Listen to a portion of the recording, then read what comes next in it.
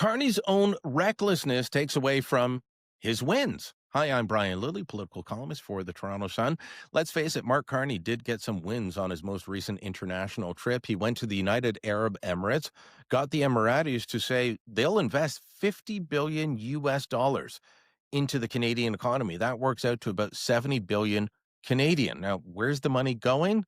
It's all very vague at this point. Critical infrastructure, artificial intelligence, energy infrastructure, things like that. There's no real concrete investments that they're pointing to yet, but within the next year or so, we expect to see lots of investment from the UAE into Canada. By the way, last year, direct investment from the UAE into Canada was just shy of 9 billion US. Our direct investment into the UAE was just shy of 250 million. So it's a bit of a one-way street, but coming in our direction. That's not necessarily a bad thing. So that's a win for Mark Carney. He should be happy about that. Is it going to replace American investment, American trade? No. And it's going to take a while to bring online, but it's still a good thing. Same with his deal with Australia and India, which is mostly about critical minerals, energy infrastructure. We're talking hopefully LNG exports to India. We're talking small and large nuclear reactors. All of these are good things, but like the UAE deal, will take time to bring online to replace trade with the United States. So that's why his "who cares" comment that he made when asked when he had last spoken to the US president is such a stupid move and a non-goal.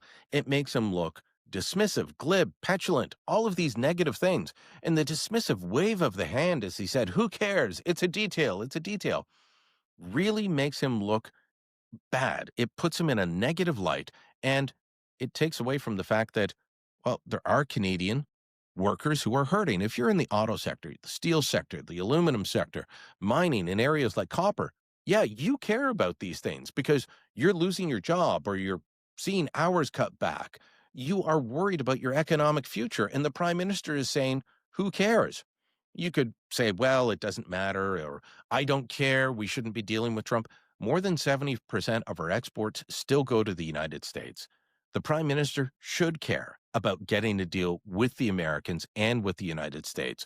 I know some people are watching this and saying, "No one can negotiate with that madman. No one can get a deal with him." We're the only G7 country not covered by a new trade deal with Donald Trump. Canadian workers are hurting. Do we need to diversify our trade? Absolutely. Is that going to happen overnight? Definitely not, which means that unless we're willing to put up with economic pain, which Mark Carney will never feel, and which many of the people supporting him who are retired and living comfortably will never feel, they won't lose their jobs because they don't have jobs anymore. Well, those folks aren't in the equation anymore. It's the people that are losing their jobs that should be of grave concern right now. And clearly, Mark Carney isn't showing that. I'm not saying he doesn't worry about them. I'm not saying he doesn't want to save their jobs, but that comment made it look like he doesn't care. And for a politician, that's a dangerous place to be in. Let me know what you think. Drop a comment down below. Share this on social media. And don't forget to subscribe to our channel.